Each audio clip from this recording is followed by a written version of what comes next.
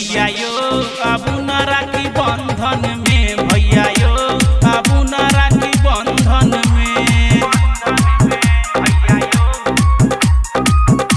अब न राखी बंधन में, भैया यो अब न राखी बंधन में, भैया यो अब न राखी बंधन। माथी में करब चंदन तब हाथ में बांधब बंधन, मुँह में खिया के मिठाई दुनू पायर छुअब यौ भाई। हाथी में करब चंदन तब हाथ में बांधब बंधन, मुँह में खिया के मिठाई दुनू पायर छुअब यौ भाई।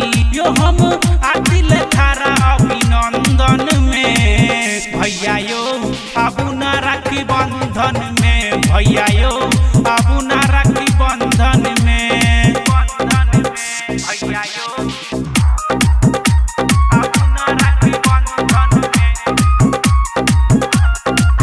भैया यो अब न राखी बंधन में, भैया यो अब न राखी बंधन में। कानई छी और न कनाबू, भाई बहिन के रिश्ता निभाबू।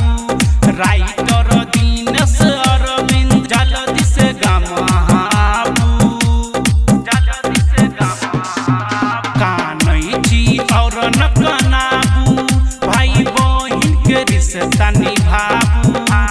राइटर दीनेश अरविंद जल्दी से गाम आबू।